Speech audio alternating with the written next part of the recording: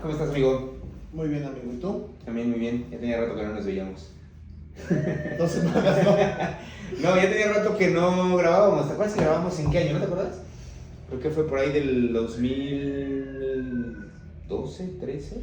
Grabamos para el Legendary Show, ¿no? Sí, y aparte después grabamos un episodio de un podcast cuando estabas con el tema de... Me platicabas acerca del criadero y toda esa cuestión. ¿En serio? Sí, pero fue vía telefónica. Ah, sí, cierto. Ujú. Sí, pero eso fue entonces antes, ¿no? Eso fue antes. Sí, sí. Fue primero eso y 7 años. después fue el Legendary Show. Ajá. ¿En qué año fue ese el show? 2018. Ok, sí, no, eso debe haber sido creo que 2014 o 2016. Así es. ¿Cómo has estado a partir de ahí? ¿Cómo va la evolución del criadero? Bien, fíjate que ya había hecho otros eventos, pero ese evento como tal fue un evento que marcó un antes y un después en general, incluso en México, porque fue un evento, tú estuviste presente, muy, muy, muy grande, que dejó la vara muy alta, y aparte, como vino gente de diferentes países, a mí en lo profesional me ayudó muchísimo, porque vieron mis producciones, vieron a mis perros en vivo, y después fueron clientes. Entonces, a partir de ahí, si ya me iba bien en lo profesional, me fue mejor. O sea, hubo un antes y un después a partir de ese Sí. show.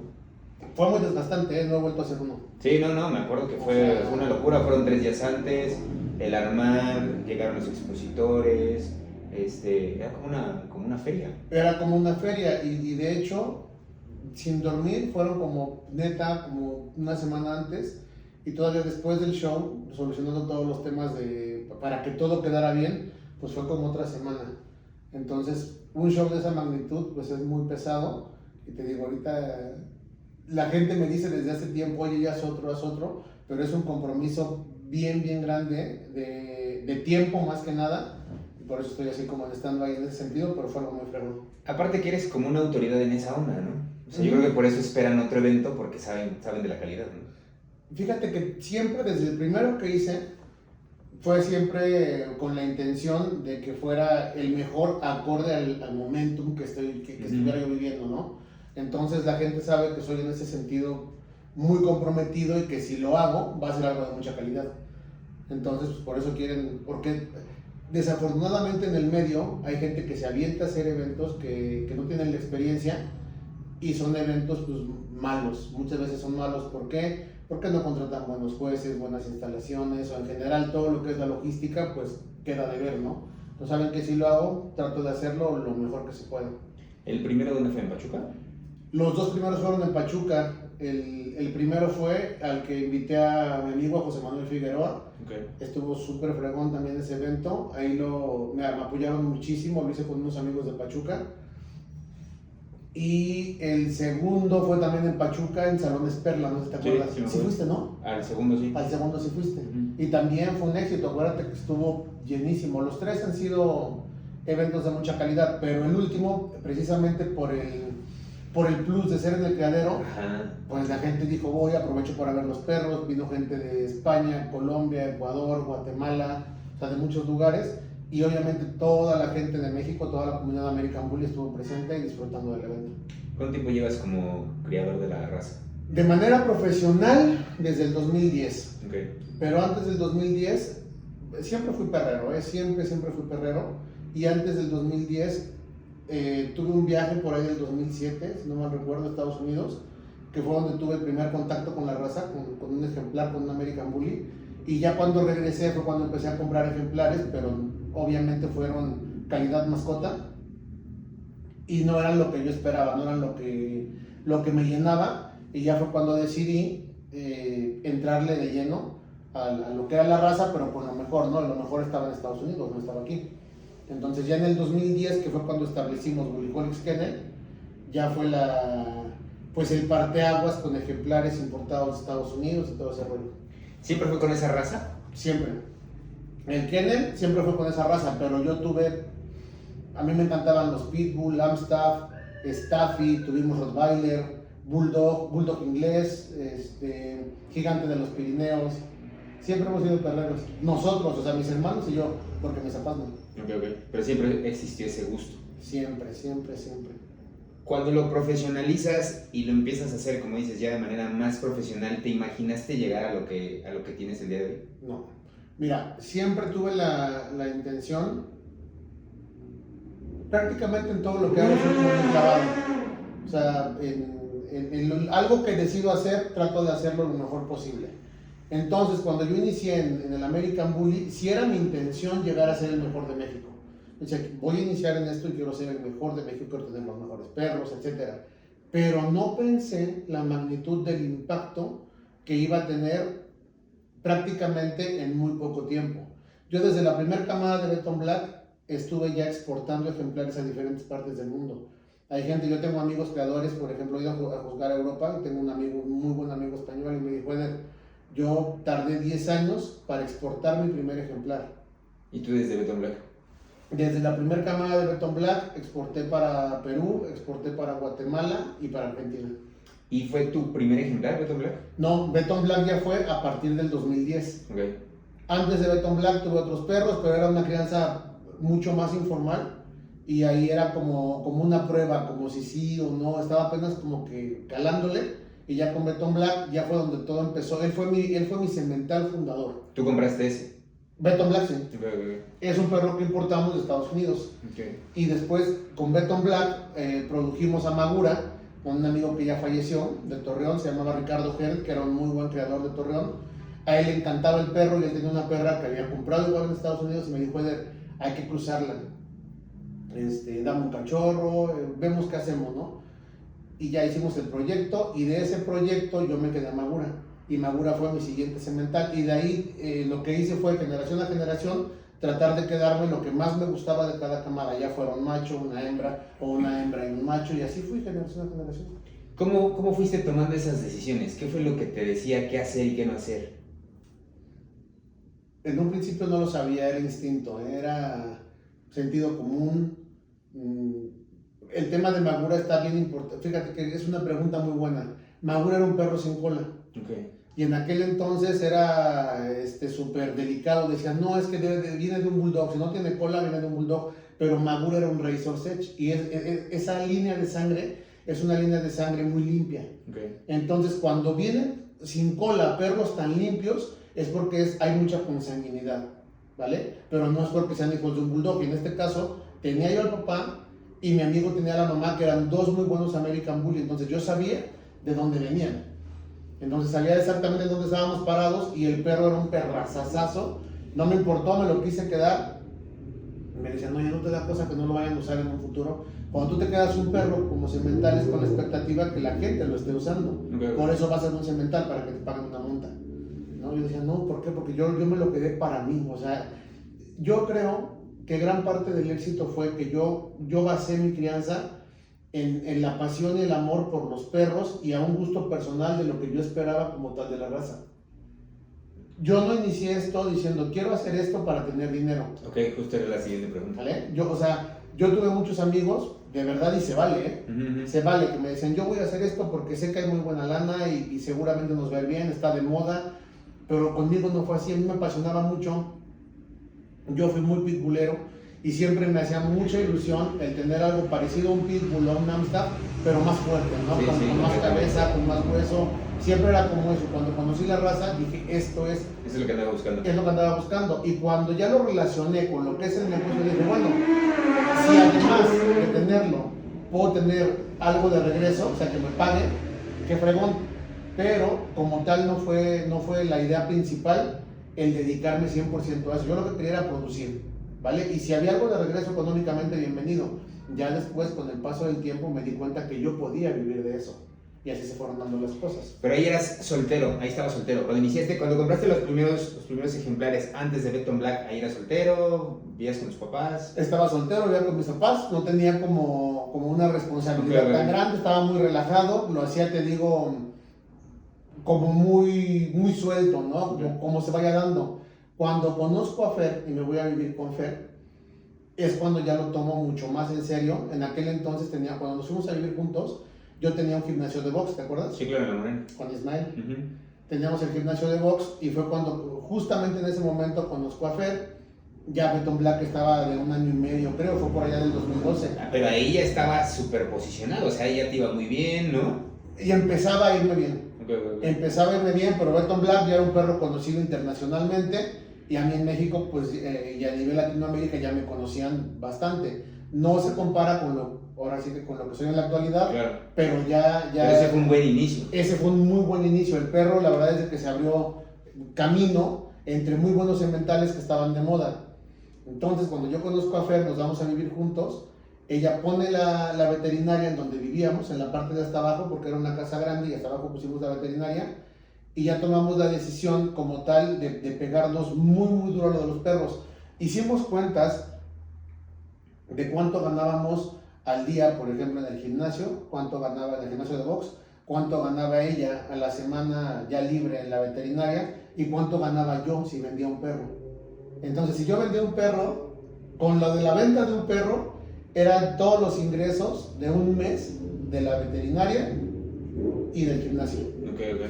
Entonces, por lógica dijimos, a ver, esto te gusta, te apasiona. A Fer igual le encanta, ella es súper perrera, animalera como yo. Entonces dijo, esto te gusta, nos apasiona, ¿por qué no mejor nos dedicamos mucho más 100% a esto? Y ahí tomamos la decisión juntos de ya meterle con todo al American Bully, pero ya, o sea, 100% a eso. Y empezamos en aquel entonces en la casa que teníamos con 5 jaulas. Okay. Mandamos a hacer 5 jaulas que teníamos en la parte de atrás, pegadito a la cocina. Okay. Todavía tengo unas fotos. Sí, creo que ya los viste, ¿no? Sí, ya lo he subido. Ya lo enciendes después. Pero la primera jaula que yo tuve fue en la casa de mis papás. Sí. Que ahí estuvo Beton Black. O sea, yo empecé solo, justo como comentas, vivía con ellos y ya de ahí me llevé a Beton Black para cuando me fui a vivir con Fer. Y ahí tuvimos a las primeras perras y de ahí ya fue un crecer. Justo en esa época, y no sé si la gente que te sigue sabe que tú eres abogado. Mucha gente no sabe. Eres abogado. Y cuando estudias y te fuiste incluso un rato a trabajar a la playa, ¿no? Ajá, Playa del Carmen y en Cancún. Ok. ¿En qué momento dices, no, esto no es mío? Fíjate que estaba yo creo que fue un error. No es que me arrepienta como tal de haber estudiado Derecho, pero yo creo que idealicé la carrera e idealicé a los abogados. Okay. Yo estaba súper chavo y yo veía las series, las películas, y los abogados siempre eran pues los de traje súper exitosos, exactamente, claro. Trajeados, güey, siempre. Y yo los veía y decía, puta, yo quiero ser abogado, pero no tenía el conocimiento de lo que era realmente la pasión por la carrera, lo que hacía como tal un abogado. Entonces, cuando yo ya estoy estudiando, pues le seguí dando, ¿no? Y como tal, nunca se me dificultó la escuela, nunca fui a estudiar, pero con poquito esfuerzo pasaba, siempre, ¿no? Y en la universidad no fue la excepción, pero cuando me voy a trabajar a Playa del Carmen, te digo, estoy en Playa del Carmen y estuve en Cancún trabajando también. La primera vez que yo entré a una cárcel, yo me di cuenta que no era para mí. Esa vibra, esa energía es muy, muy fuerte. Y yo dije, esto no es para mí, no es miedo ni mucho menos. Justo te iba a decir, pero no era miedo. No es miedo. Era un estado como de que no estabas a gusto. No estaba a gusto. Y ahí mismo en Playa del Carmen, junto con una amiga, estuvimos defendiendo a una persona, porque era nuestro trabajo, y ya platicando con él me confesó que sí había hecho el delito, ¿no? Que se le estaba imputando. Y era un delito delicado, era un tema de abuso. Okay. Entonces ahí fue donde yo dije, a ver, o sea, es tu trabajo, pero yo no estoy, la educación que tenemos nosotros, a pesar de que lo que tiene que hacer el abogado como tal, es luchar, entre comillas, por darle una defensa justa. Okay, que tenga una sentencia justa. Sí, de acuerdo a lo que hizo. A lo que hizo, pero nadie hace eso. Sí, no, vas para ganar. Vas para ganar, o sea, tú la vas para ganar. ¿Vale? Entonces yo no me imaginaba defendiendo a pederastas, a violadores, a todo el tipo de delincuentes que puedan haber, no me imaginaba haciendo eso. Entonces dije, esto no es para mí, y ya fue cuando tomé la decisión de regresarme. ¿Cuánto tiempo estuviste litigando? 2 años. Ok, sí fue un rato. Sí, y que yo recuerde no te iba mal, ¿no? No, nada mal. Porque si llegabas con lana. Sí, nada mal, la verdad es de que me iba bien, luego estuve haciendo cobranzas extrajudiciales. Okay. Y pues tú sabes que siempre fui cabrón, güey. ¿Con el uso de la fuerza? Sí, o sea, cuando ya se ponían las cosas un poquito más difíciles, pues me calentaba y como sea lo solucionaba, güey. Y me iba bien, la verdad es de que me iba bien. pero no me sentía a gusto. O sea, no era algo que me estuviera llenando como tal o apasionando, y un día tomé la decisión y me regresé. Ok. Platícame ahora que también está súper padre, ¿cómo conoces a Fer? Fíjate, esta historia está bonita. Yo tenía mucho tiempo ya deseando tener una relación formal, porque sí fui como... Jugaban contigo, ¿no? No. No, conmigo. Sí fui muy cabrón yo también mucho tiempo, muchos años, yo creo que prácticamente todo el tiempo. Pero los últimos años de mi vida, antes de conocer a Fer, cuando decidí dejar de tomar, de cambiar, porque yo fui un desmadre, ya tenía como las ganas de estar con alguien bien y de hacer las cosas bien. Y cuando ya lo quería, las cosas no se me daban, y no se me daban, y no se me daban. Y una vez iba platicando con un amigo y le digo, no, es que yo quiero conocer a una niña que sea pues, de casa, que sea decente, quiero hacer las cosas bien. Y me dice, oye, ¿no conoces a Fer Briones? Le digo, no, dices, aparte es veterinaria. ¿Sabes quién, Varito? Ok, Me dice, aparte es veterinaria, ¿no la conoces? Le digo, no, deberías ir con el pretexto, güey, dice, de llevarle un perro. Y así llevé a Beto Blanca que lo bañara y así la conocí. okay. La conocí, ella estaba saliendo con alguien. Yo a mí no me importó, obviamente, le estuve ahí tirando el perro. Y me dijo que no, que estaba saliendo con alguien y ya, ¿no? Platicábamos, llegamos a platicar en la veterinaria y eso, pero siempre se dio súper su lugar. Y lo dejamos por la paz, ¿no? Yo me di cuenta que no iba a poder ir. Nos dejamos de ver como medio año, la volví a ver en la calle, la saludé, le mandé mensaje y ya me dijo que ahora sí estaba, o sea, ya empezamos a platicar y ya me dijo que ahora sí no tenía novio. Ya fue cuando empezamos a salir y empezamos a ser novios, duramos, no me acuerdo bien, yo creo que máximo 4 meses de novios y nos fuimos a vivir juntos, por idea de ella, ¿eh? Ok. Pero te salvó un perro aparte, ¿no? Me salvó una camada. Ok. Me salvó una camada, estaba una camada súper grave de un perro muy importante, que o sea, trajimos semen de un perro muy importante y la camada estaba grave. Ella la estuvo cuidando junto con mi cuñado Osvaldo, iba, la cuidaba y todo el rollo, y ahí fue donde empezamos a platicar mucho más, y y pues ya, ahí se dio la plática, la charla, empezó a ir al gimnasio. Cuando ella empezó a ir al gimnasio no éramos novios. Ok. Empezó O sea, normal como cliente. Iba como clienta, pero Con el pretexto de verte. pues yo creo que sí, no se aguantó. Iba y ya, yo pienso que fue como unas 2, 3 semanas y ya empezamos a andar. Y te digo, 4 meses y a vivir juntos. Okay. Máximo 4 meses, no me acuerdo bien, pero máximo 4. Hablabas igual de esta parte en la que tú dejas de tomar, o sea, ¿todavía no andabas con ella y ya habías dejado de tomar? ¿O en qué momento dejas de tomar? Mira, yo fui tan desmadroso, para que te des una idea, la primera vez que dejé de tomar, porque ya me sentía muy mal, tenía 21 años. Okay. O sea, yo tuve una vida de excesos muy fuerte, siempre lo que te digo, o sea, fui muy clavado para lo bueno y para lo malo. Entonces, si yo agarraba el alcohol, era, o sea, sin parar. Lo mismo con el cigarro, llegó un momento que me fumaba 2 cajetillas de cigarro. ¿Cómo crees? Y actualmente no tomo, no fumo, no nada, ¿no? Entonces, cuando yo conocí a Fer, ya tenía sin tomar, yo creo que unos 4 años, 3 años sin tomar. ¿De los 21 para la fecha? No. Fue una etapa primero los 21 y después otra vez dejaste de tomar, ¿no? Pues de los 21 a que, yo creo que sí, ¿eh? Okay. O sea, de los 21 dejé de tomar como unos 2, 3 años, luego tomé un poco y luego otra vez dejé, pero para que te des una idea, la última vez que dejé de tomar un lapso grande fueron 12 años. Okay. Y luego medio tomé un poquito en un cumpleaños, ¿te acuerdas? Y luego me puse 2, 3 fiestas y dije, no es lo mío, sin hacer nada malo. Sí, es lo que te iba a decir, nunca hubo daños colaterales. Nada. Y de hecho lo hice de verdad por Fer. Porque siempre Fer me decía, oye, yo tengo ganas de tomar una cerveza contigo, una copa o algo. Sí, que era algo que no habíamos vivido ella y yo, o sea, y a mí se me hacía como injusto no hacerlo, ¿no? Y ahora ya ni ella toma, ¿no? Ahora ya no toma. No toma. Fíjate que la última vez que tomamos juntos, no veníamos mal, de verdad no veníamos mal, veníamos de una fiesta en San José, pero venía atrás dormida Fer chiquita, y le dije al otro día, ¿qué crees, amor? Le digo, yo no quiero que Fer crezca normalizando vernos así. O sea, no es que estemos borrachos como tal, le digo, pero no quiero que tenga como ese ejemplo. Y creo que si yo puedo estar sin tomar y tú no tomas, o sea, hasta ahorita volviste, o sea, hasta ahorita como que ella iniciaba a tomar y yo volví a tomar, ¿no? Sí. No le veo como que sentido que a estas alturas lo hagamos. Le digo, perfecto, no hay que tomar. Y no tomamos. Ella de vez en cuando se toma una cerveza, se toma Sí, un vino tinto, ¿no? un vino tinto, pero hasta ahí. Quiero pasar ahora a la parte de los caballos, que también tiene que ver con Fer, ¿no? Sí. Fíjate que a mí los caballos siempre me gustaron, yo creo que me gustaban más que los perros. Ok. Me encantaban desde niño, era algo que me fascinaba, su olor, todo verlo, se me hacía un animal, se me sigue haciendo un animal imponente, pero yo siempre crecí con la idea inculcada por la gente en general, yo creo que hasta por mis papás, que eso era muy caro, que tener caballos era para gente rica. Pero sí lo es, ¿no? Sí lo es un poco, sí es algo costoso, pero no es tan, no es algo tan desproporcionado como la gente te lo hace creer. Ok. Aparte te gastabas antes más en otras cosas, ¿no? Exactamente.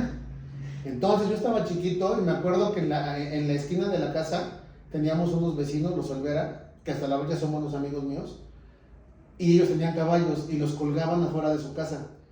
Y yo pasaba y los veía y me encantaban. Y cuando pasaban afuera de la casa, yo escuchaba desde mi cuarto los cascos en el cemento. Sí. Y yo me subía al balcón a ver los caballos. Era como para mí, como para un niño ver el circo. O sea, era algo que me hacía muchísima ilusión, pero a la vez me daba mucho miedo. Se me hacían muy grandes y como nunca crecí con esa cultura del caballo, yo decía, pues yo nunca voy a montar, ¿no? Pero siempre me encantaron, como no tienes una idea. O sea, yo desde chiquito me gustaban muchísimo los caballos, los gallos de pelea. Tuve gallos de pelea. Sí, también fue otro negocio, ¿no? Fue otro negocio. Me encantaron los gallos de pelea, pero igual gallo de pelea como tal me gusta incluso solo verlo. Okay. O sea, son tan bonitos que me encanta ver un gallo de pelea súper bien emplumado y demás. O sea, eso está como en mi ADN, ¿sabes? Entonces, pasa el tiempo, conozco a Fer, y Fer fue escaramuza, sus papás son charros de toda la vida, ella es muy de a caballo, y cuando Fernandita estaba chiquita, tenía 2 años, me dijo, oye, hay que llevarla a estimulación temprana. Me digo, ajá, dice, pero de caballos. ¿Cómo es eso? No, pues son caballos viejitos, adaptados para ella, para que empiece a acariciarlos, a cepillarlos, a montarlos y demás. Total de que acepté y la empezó a llevar cuando Fer ya tenía 3 años. Es increíble. A Fer le encantó, tenía como esa disposición y desde siempre era una niñita feliz arriba del caballo y hacía cosas más adelantadas de lo que hacían los demás niños. Y nos decían, oye, es que esta niña como que lo trae. Se viene la pandemia y cuando se viene la pandemia yo empiezo a ver una serie de televisión que se llama Harlan. No sé si la has visto alguna vez. Es 100% de caballos. La vida del rancho. Entonces y aparte tenían temporadas a lo bestia, güey. O sea, creo que ahorita van 18 temporadas. Okay. O sea, sigue. Sigue, me encantó. Entonces me clavé muchísimo y Fer a la par iba montando y yo le digo a... ¿No más cantabas tú? No, porque Fer grande tampoco estaba okay, montando.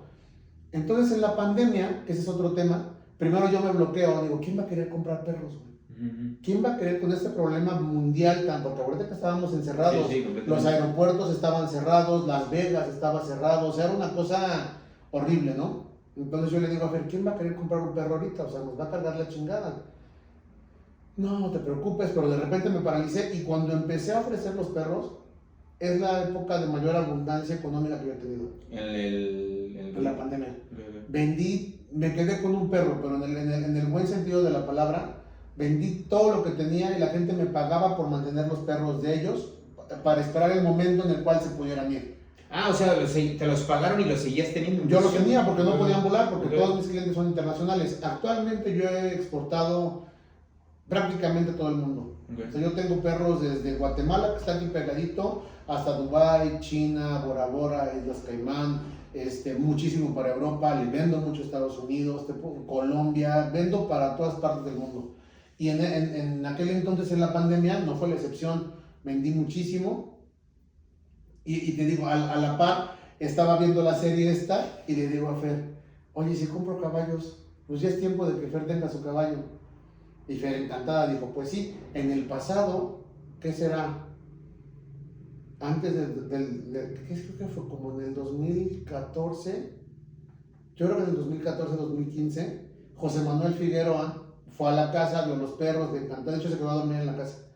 Y me dice, oye, me dijiste que tu esposa es de a caballo, te doy un caballo por una perra que me gustó. No manches. y me lo enseñó un caballo precioso, español, de registro, y Fer, sí, yo no, ¿cómo crees que voy a hacer con un caballo? En aquel entonces yo no quise, y obviamente costaba muchísimo más que la perra, ¿no? Pero lo hacía por amistad. Sí, de compas.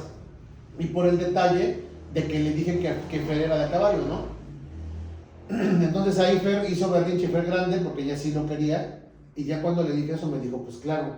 Entonces justo en la pandemia fue cuando empecé a comprar caballos, pero como ya tenía todo el conocimiento de lo que es la crianza y no regarla, pues me aventé a lo grande y empecé a traerlos de Estados Unidos. Okay. Entonces fue cuando traje a Huracán, cuando traje a Chispa, etcétera, y tenía la idea como de también iniciar a criarlos, pero no pensé, ahí tenía la experiencia de la crianza, pero no del manejo como tal de los caballos. Entonces te voy a dar un ejemplo. Si la gestación de una perra dura 2 meses, la de una yegua dura 11. Okay. Una perra mía, cuando hacemos el seguimiento de forma correcta, puede tener hasta 11 cachorros. Y una yegua solo puede tener un caballo. Okay. ¿Vale? Y si tiene 2, debes hacerla abortar porque si no se pueden morir. Okay. O sea, fuerza tiene que ser uno. Tiene que ser uno. El destete de una camada de cachorros dura 2 meses. Y de un potrillo dura de 6 a 8 meses. Entonces, es negocio para quien tiene sueltas en el campo 100 yeguas, tienes ¿vale? espacio. Tienes espacio, tienes muchísimo dinero y demás. Yo tenía poquitas yeguas y aparte cuando están cargadas no las puedes montar. A nosotros nos encanta montar. Entonces yo lo que quería era poder disfrutar de ellas y entonces mejor como tal dejé de reproducirlas y ahora los caballos que tenemos son para montar. O sea, montamos los 3 y es algo que me súper apasiona independientemente de lo que haga. En mi día a día trato de por lo menos una vez a la semana ir a montar. Pero ese ya no es un negocio. No, Ese fue un simple gusto. De hecho, el último fue negocio un tiempo, sí fue negocio. La verdad es de que si me hubiera seguido pegado a eso sería negocio, pero no es lo mío. O sea, es como muy demandante y no es como tan lucrativo como lo es para mí la crianza del American Bully. Sí, y aparte lo de los perros es un modelo que ya lo tienes hecho, ¿no? Ya lo tengo hecho. Ahí, por ejemplo, en el cemental Huracán, sí me dio bastante a ganar, la verdad, ese caballo, pero igual le gustó a unos clientes y dijeron, te lo compro a mí cuando me compran, yo vendo, ¿vale? Y ahorita no se ha dado que compre otro. Tengo como en mente comprar otro cemental, pero lo mismo, lo voy a seguir montando y si se puede reproducir, que sea algo extra. Pero no es como que diga, quiero que los caballos sean un negocio, es algo es algo que nos apasiona mucho, principalmente a Fer Chiquita y a mí, ¿eh? A veces Fer Grande dice, yo no voy, pero Fer Chiquita y yo siempre estamos montando, siempre. Que a pesar de todo, pues ella fue la que inició en esta onda, ¿no? O sea, ella es la que venía de la mamá, de la charrería. De la charrería, y sí le gusta, pero no tanto como a nosotros, o sea, a nosotros nos encanta y es algo, o sea, Fer a veces deja de ir a montar por la gimnasia, por otras cosas, y cuando regresamos a montar, me dice, papá, me hacía muchísima falta esto. O sea, me hacía falta estar esto, y aparte a Fer le gusta mucho montar en familia. O sea, Fernandita es una gran jinete y le gusta montar sola, y ahí le estamos instruyendo y todo, pero ella lo que disfruta es que lo hagamos juntos. Sí, la convivencia. La convivencia. Sí, porque aparte de todo, cabe mencionar que Marifer es súper deportista, ¿no? O sea, está en gimnasia, tiene lo de que monta, en básquet sigue. Básquetbol. Súper padre, digo, eso es parte del reflejo pues de lo que han hecho ustedes como inculcarla en ella. ¿Cómo, quiero regresar un poquito al tema de los perros, cómo tú, cuando ya te empieza a ir bien y toda esta cuestión, cómo empiezas tú a asignarle precios a los ejemplares y si existió esa cosquillita de decir, ¿estará bien el precio o estoy muy alto? O, ¿cómo fue ese proceso? Hasta la fecha, Okay. hasta la fecha digo, ¿sí se venderá? Es increíble, pero hasta la fecha siempre hay como que esa duda y digo, ¿sí se venderá o no se venderá? ¿Cómo empecé a ponerle precio? Les voy a contar. El primer perro que yo vendí no fue un American Bully, prácticamente era un mestizo, lo que le llamábamos antes un Blue Pit, que eran cruzas de pitbulls y que salían perros color gris, no sé si te acuerdas. Uh-huh. Bueno, la primera vez que yo vendí un perro de esos, lo vendí a Querétaro, aún no conocía ni a Fer ni nada, o sea, de hecho lo tenía con una exnovia, precisamente, que fue mucho antes de conocer a Fer. Y me acuerdo que en aquel entonces lo vendí en 7,000 pesos. Y me dice el cliente, sí te lo pago, pero si me lo traes a Querétaro. Te mando la mitad y la otra mitad te la doy cuando me lo traigas a Querétaro. Entonces yo no calculé los gastos y me fui a Querétaro a dejarlo y fuimos en una camioneta que gastaba gasolina, como no tienes una idea.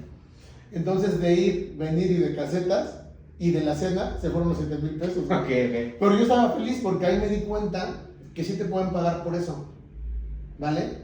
Y ya después cuando empecé como tal en la crianza del American Bully a vender mis camadas, hice como un pequeño estudio de mercado, vi más o menos en cuánto estaban los perros y ahí fue cuando yo tomé la decisión de más o menos en cuánto empezar a vender, ¿vale? Dije, yo consideraba, ¿no? O sea, mis perros son más o menos de este nivel, puedo venderlos en ese precio, están mejor que este que vale 10,000, puedo venderlos en 15,000 y así fue como lo fui más o menos equilibrando. ¿Cuál es el promedio del costo de un perro de esa raza?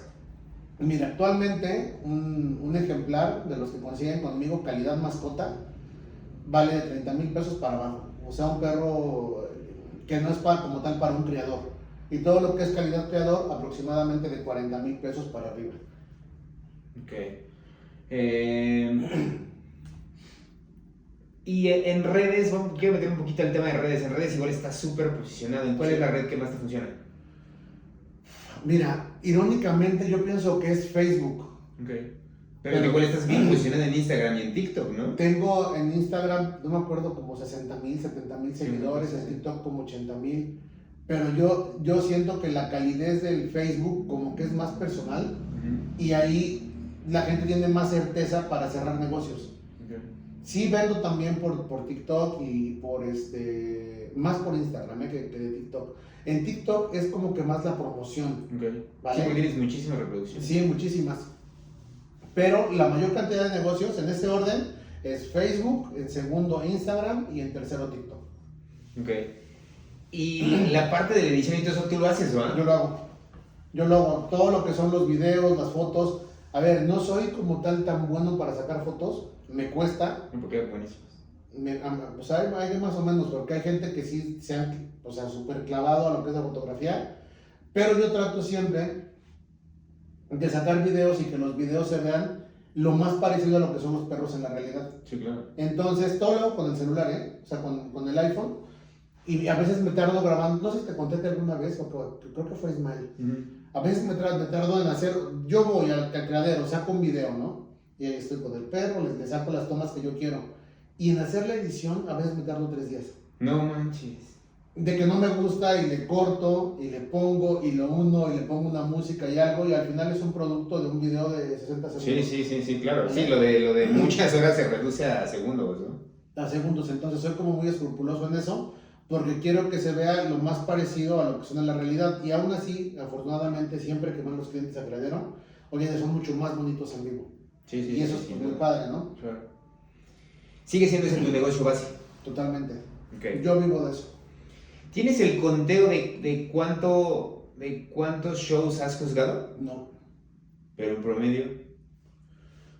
Híjole, fíjate que no tengo ni idea, pero hubo un momento que juzgaba cada 8 días prácticamente. Sí, bueno. Y actualmente la verdad es de que rechazo muchos shows.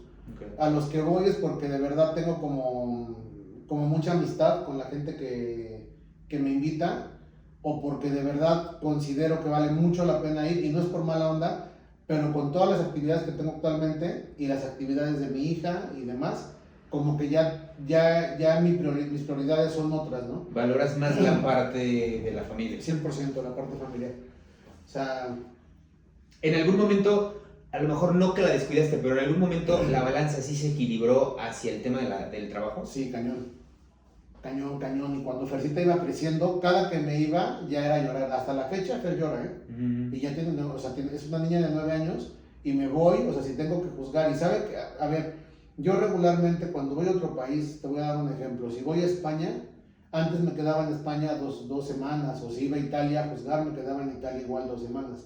Ahora, aunque sea Europa, pido que sea llegar, me quedo 2 días y me regreso. Okay. O sea, realmente voy como tal por trabajo. Hace poquito fui a juzgar un evento a Chiapas y fui el mismo día que llegué en la mañana y me regresé en la tarde. ¿No te quedaste para nada? No me quedé para nada, porque te digo, como que disfruto mucho más estar con la familia, ir a montar, salir a comer, ir a jugar, trato de disfrutar todo el tiempo muchísimo a mi familia. Es algo que me gusta, que me llena y que me da felicidad. Hace un rato que mencionabas el hecho de que te apasiona y te clavas mucho por las cosas. Después de que dejaste de tomar, ¿viene el cambio en tus hábitos alimenticios? No. Cuando tomaba, más o menos me mantenía en peso. Cuando dejo de tomar es cuando subo casi hasta 137 kilos. Okay. O sea, ¿por qué? Porque en lugar de tomar y de fumar, comía. No tenía otra cosa que hacer. Entonces, ¿Era ansiedad? era ansiedad. No, y aparte ya he tenido varias veces ansiedad como tal y depresión. Okay. ¿Vale? O sea, y eso se fue destapando precisamente por el alcoholismo. Pero también comía después por ansiedad. Era como un círculo vicioso. Okay. Entonces, incluso con el éxito profesional, igual llegó la subida de peso, porque era cada 8 días juzgar. Okay. Y llegas como juez y la gente que te invita a sus eventos, pues te quieren dar la mejor atención, ¿no? ¿Qué quieres? ¿Qué te invito? ¿Qué tal? Yo pedía comida. Vamos a comer al mejor restaurante, porque no tomaba, no hacía cualquier, o sea, era eso, Sí, ¿no? tu gusto era eso. Era mi gusto comer. Entonces, te digo, llego casi a los 140 kilos, 137 y algo fue. ¿Cuánto mides? O sea, 1,78. Okay. Entonces ahí fue cuando dije, no, güey, tienes que empezar a ver, nunca dejé de hacer deporte, ¿eh? Siempre, a pesar de subir de peso, seguía boxeando, de repente iba un poquito al gym, algo, pero estaba muy descuidado y no me gustaba, a mí no me gustaba sentirme así porque siempre fui como muy funcional en los deportes, tuve como esa disposición a desarrollar habilidad en los deportes que me gustan, por lo mismo que soy como muy disciplinado cuando algo me gusta. Hice básquetbol a muy buen nivel, todo lo que fue deportes de contacto lo hice a muy buen nivel también. Ahora, por ejemplo, en la montada que me pegué también, prácticamente todo lo que hago cuando, yo pienso que todo el mundo, ¿no? Si te clavas bien, Sí, tratar de ser competitivo, ¿no? lo haces bien. Y con el tema del peso, pues así fue. Dije, no me gusta estar así, tengo que ver cómo solucionarlo. No fue rápido, la verdad es de que yo me tardé realmente en bajar 50 kilos, que es lo que llevo al día de hoy, 6 años. Okay. Porque he probado un método, otro, hay mucha desinformación, la gente te engaña cañón, hay mucho charlatán, y ya cuando solito empecé a investigar y a ver lo que funcionaba y lo que no funcionaba, fue como tuve los mejores resultados. Obviamente siempre haciendo ejercicio, pero también es muy importante el tema de la alimentación, del descanso, son muchas cosas, ¿no? Son como muchos factores. Y al día de hoy pues ya sé cómo se hace. Tal vez si hubiera tenido el conocimiento que tengo hoy me hubiera tardado la mitad. Sí, claro, pero al final pues, es parte del proceso. Es parte del proceso. ¿Tomaste terapia cuando dejaste de tomar y con toda esta cuestión o nunca has tomado terapia psicológica? Cuando dejé de tomar, no. Tomé terapia psicológica cuando tenía ansiedad. Cuando te dio la ansiedad cuando posterior. tenía depresión, ajá. Ahí tomé terapia psicológica, no solamente psicológica, llegué a ir al psiquiatra. Okay. Llegué a ir al sacerdote. A mí, o sea, buscabas alternativas. yo siempre busqué ayuda, siempre. Y tuve mucha ayuda de mi familia, porque la primera vez que lo pasé no conocía a una Fer. Yo recuerdo mucho cómo cuando estaba muy mal, mi mamá subía en las noches a mi cuarto, porque yo no podía dormir. Y estaba en las noches acostado, y nada más estaba llorando, ¿no? Y subía mi mamá y me veía, y claro, ya iba a la universidad, pero era súper alcohólico. Entonces me veía mi mamá y me decía, hijo, por favor, ¿qué tienes? O sea, ella sufría conmigo, ¿no? Esa fue la primera vez que empecé, te digo, ir al psicólogo, al psiquiatra. En Puebla iba con un sacerdote súper bueno. Todo lo que podía hacer para mi bien lo hacía. Y ahí fue justamente cuando empecé a practicar de lleno artes marciales mixtas. En Puebla, ¿no? En Puebla. ¿Por qué? Porque había practicado todo por separado. Desde chico, o sea, siempre todo por separado, ¿no? Pero ahí justamente platicando con un amigo me dijo, oye, ¿por qué no te vienes conmigo? Yo tengo una escuela, bla, bla, te va a encantar. Y ya fue cuando me pegué con él súper cañón, pero cañón. Y esa fue la parte que a mí me salvó. Yo creo que el deporte a mí me ha salvado muchas veces de cosas muy feas, ¿no? Y fue algo muy bonito. Ahí con él llegué a competir, fui campeón. Después, ya cuando salimos de la universidad, ya no lo vi a él, regresé a Puebla un tiempo, entrené en otro gimnasio, volví a competir, volví a ganar y me clavé en eso, que fue muy positivo. Y estuve ahí mucho tiempo también. Y actualmente llevas una rutina, digo, ya pasamos toda esta parte. ¿Qué rutina es la que tú tienes? ¿Qué rutina es la que te ha llevado? Digo, así como tuviste esta experiencia en la que tuviste que pasar 6 años para poder bajar o recuperar tu peso ideal, ¿cuál sería o cuál es tu rutina que a lo mejor te ha podido llevar al éxito? Mira, es como la suma de, ¿cómo decírtelo? ¿Cómo se le llama? Se me fue la palabra. No de actividades. ¿De habilidades? No. Se me fue la palabra, pero en general es, en primera, para mí, obviamente para mí, el mantenerme sobrio. Cuando volví a tomar me di cuenta que no era para mí, ¿vale? O sea, de verdad me la pasé muy bien y todo, no hice jamás nada malo, pero me di cuenta que eso no es para mí. Entonces, para mí lo más importante es mantenerme sobrio, buscar siempre estar saludable, rodeado de la gente que amo y que me ama, hacer deporte, porque eso me da muchísima claridad mental, como no tienes una idea, estar rodeado, te digo, de mi familia y tener actividades, eso, como la suma de actividades positivas, ¿vale? Tener un plan y tener ese rol del día que sea siempre algo positivo. Yo, por ejemplo, me despierto temprano y lo primero que hago es irme al gimnasio. Vale, voy al gimnasio, entreno, obviamente estoy checando desde mi celular, puedo checar todo, ¿no? Checo a la gente que está trabajando en el criadero, porque ahí tenemos circuito cerrado y todo, y también si tengo que subir alguna publicación, atender ventas, lo que sea, siempre estoy pendiente en el teléfono, pero me voy al gimnasio, y en el gimnasio a veces me tardo 4 horas, pero no es porque esté haciendo gimnasio, es porque hago una serie y estoy con el teléfono contestando alguna pregunta o algo, ¿no? Entonces salgo del gimnasio, regreso a la casa, desayuno, después de eso me voy al criadero, ahora sí, a ver todo, cómo están los perros, etcétera. Me voy a recoger a Fer a la escuela, regreso, comemos en familia, llevamos a la niña a la gimnasia, que está toda la tarde. Fer actualmente está entrenando en nivel 3, que ya son, a partir del nivel 3 de gimnasia, son consideradas gimnastas profesionales. Entonces ella primero está entrenando 4 horas y ahorita solamente 3, está yendo mejor con 3 horas. Entonces la dejamos en la gimnasia, regreso, checo otra vez temas de trabajo y ahorita, por ejemplo, que están por abrir unos amigos, van a abrir un estudio de box, me invitaron, me hicieron el favor de invitarme, primero como socio, pero no pude, o sea, no quise como tal meterme en ese proyecto porque ahorita tengo otras cosas, pero me pidieron el favor de meterme en el proyecto de lleno y también me pidieron que preparara a los que van a ser coaches de boxeo. Entonces en las tardes estoy entrenando otra vez, más o menos de 7 de la tarde a 9:30 de la noche, sin parar porque lo hago con ellos. Siempre he pensado que o sea, la forma en la cual tú puedes convencer a la gente de cómo deben de hacerlo es con el ejemplo. O sea, a mí me gusta que me vean hacerlo y que digan, ok, ya entendí y lo voy a hacer de esa forma. Es diferente a que te digan, mira, es así, ¿vale? Vas a hacer esto, a que tú lo demuestres cómo es que se hace, ¿no? Entonces lo hago con ellos y ya cuando termino eso regreso a la casa, ceno, un baño y a dormir. Esa es mi actividad y ya lo que varía nada más es el sábado, por ejemplo mañana, lo mismo, me levanto más temprano para poder ir al gimnasio, regreso a la casa y de ahí me voy a montar. Voy por la niña, nos vamos a montar, después de montar vamos a desayunar en familia, después de eso voy al criadero otra vez, porque al criadero vamos diario. Voy a traer otra vez, regresamos, vamos a comer, ahí ya por ejemplo el fin de semana casi siempre comemos o con amigos o con mi familia o algo, y el domingo es muy parecido al sábado pero sin montar, o si no montamos el sábado, montamos el domingo.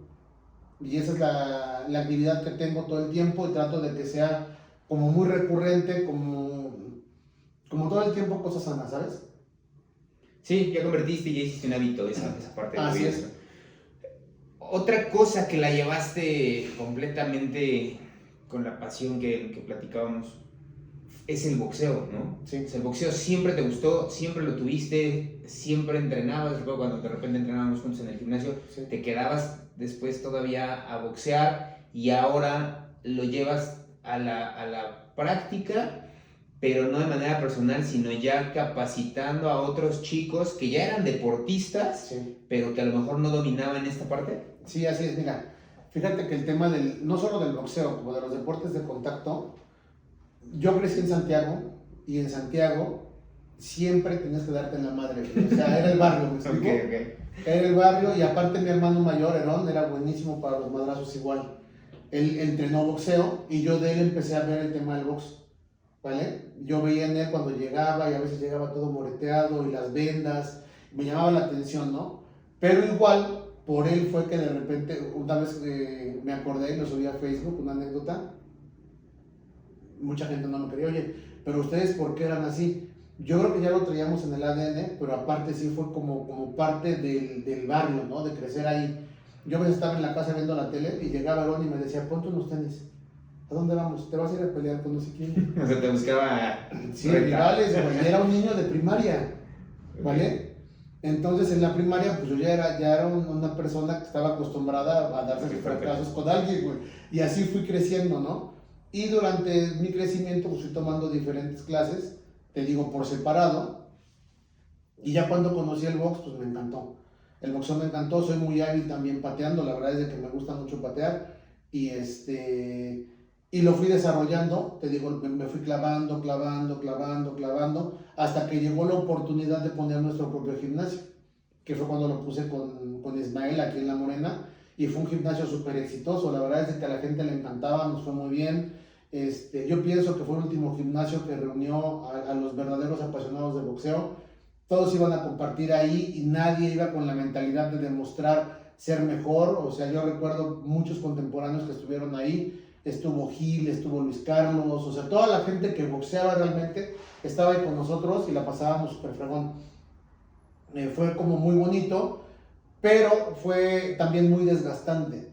Porque en aquel entonces yo me acuerdo que me levantaba a las 4:30 de la mañana para llegar a abrir, y abríamos súper temprano, Ismael y yo, y era estar todo el día, o sea, todo el día, y al último hacer cuentas y te ibas a veces a la 1 de la madrugada. Entonces cuando cerramos el gimnasio yo quedé la verdad un poquito fastidiado, y luego intentaba como ir a boxear a otros lugares, pero me daba ya hueva, estaba como fastidiado. Después cuando abren el Horus Gym, que es donde voy a hacer pesas, cuando hacen la parte de arriba en donde está el costal y todo ese rollo, oye, ¿cómo ves que metemos? Y ahí platiqué con ellos y les dije, mire, metan esto, metan la pera, metan acá y demás, para que sea un espacio funcional para la gente que quiera venir a boxear, ¿no? Y ya ahí le estuvimos dando. Después, ¿te acuerdas de José Luis, el que me manopleaba, que trabajó conmigo, Tichenko? Igual trabajaba ahí y ocasionalmente me manopleaba, o sea, como que se dio el entorno para que de repente yo siguiera haciéndolo, ¿no? Pero no fue hasta hace unos meses que me aburrí ¿te acuerdas que hacía escaleras sin fin? De cardio, escaleras sin fin en la tarde y en la noche. Me empezó a aburrir. Okay. Me empezó a aburrir y hace unos meses dije, ¿qué hago? ¿Qué hago de cardio? O sea, ya me aburrió la escalera, ya me aburrió la elíptica. ¿Qué hago? Y me acordé, pues voy a empezar a boxear. Y empecé a boxear. Y a raíz de eso fue que me vieron otra vez boxeando y dijeron, oye, vamos a meterle el proyecto y todo ese rollo. Y ya fue como decidí aceptar y capacitar a estos muchachos, que no solamente son hombres, igual son mujeres, ¿eh? Y sí, algunos son muy buenos atletas ya. O sea, ellas, por ejemplo, algunas son coaches de cycling, de indoor cycling se llama. Otro de mis alumnos es atleta Irox, otro ya era coach igual de, creo que igual de la bici también ya era coach. O sea, sabes, gente que hace deporte, pero que están justamente perfeccionando este tema para ser buenos en lo que van a hacer, ¿vale? Entonces tú sabes que yo soy súper exigente y los tengo en friega, y la verdad es que estoy muy contento porque les están echando muchas ganas. ¿Estás en tu mejor momento actualmente? Sí, yo creo que sí. Padrísimo. Pues qué bueno, nos da mucho gusto este nuevo proyecto que tienes. ¿Tienes algún otro proyecto? Sí, vamos a abrir la tortería, ¿te acuerdas? Sí, esa la traes ya en el tintero de hace bastante tiempo, ¿no? Fíjate que desde siempre me refiero a desde siempre con Fer, yo tuve las ganas de poner una tortería porque me fascinan las tortas planchadas, que son parecidas a las de la Fayuca. Así es. Entonces quiero hacer algo así, va a ser algo así, pero mejor. O sea, ¿por qué mejor? Y no es por hacerlas menos, porque me gustan. Sí, claro. Claro, me gustan muchísimo, la rancherita me encanta. De lujo. Pero ¿a qué me refiero con mejor? Quiero que sea de mucho mejores ingredientes. ¿De mayor calidad? De mayor calidad, o sea, quiero que sea de mayor calidad, y aparte que puedas irte a comer ahí, que estés ahí sentadito, poner postres padres y todo ese rollo. Y lo he ido como postergando, gracias a Dios por el trabajo. La verdad, pero el lugar ya está puesto, estamos a nada y yo creo que prácticamente semanas de abrir. Padrísimo. Va a estar bueno. Qué bueno, pues algo más que quieras contarnos, Eder, algo que se nos haya pasado, platicar, tocar. Creo que no. Ok. Creo que le dice a todo. Por último, normalmente me gusta pedirles a los invitados que den una frase, un pensamiento, algo que nos pueda dejar, ya sea para el presente, para el futuro, para el pasado, para las nuevas generaciones. ¿Qué nos puedes comentar, Eder? Hay una frase que tengo tatuada en la pantorrilla. La frase dice: quien no ha caído no sabe cómo levantarse. Suena como muy básico, ¿no? Pero es muy real. Esa frase la dijo mi ídolo, Fedor Emelianenko, que es un peleador, para los que nos encantan las artes marciales mixtas, lo consideramos el dios, el Michael Jordan de las artes marciales mixtas. Él lo dijo la primera vez que perdió. No recuerdo cuánto tiempo tenía invicto, pero eran por lo menos 10 años. Entonces la gente estaba impactada y cuando él baja, le preguntan, o sea, qué sentía y que si se iba a retirar y demás. Y lo que él contestó muy tranquilo fue: quien no ha caído no sabe cómo levantarse.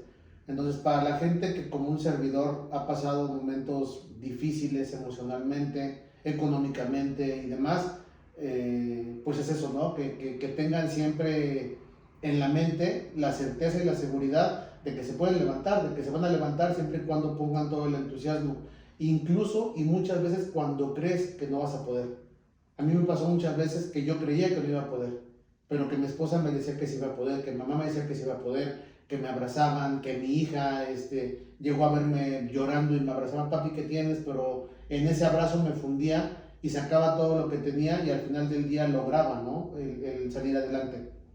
Entonces, esa es la parte que quiero compartirles porque creo que es muy valioso, más que nada porque en la actualidad estamos viviendo muchos en el país con la inseguridad, con los temas económicos, momentos que pueden ser no muy alentadores, ¿no? Y que digas: te voy a tirar la toalla.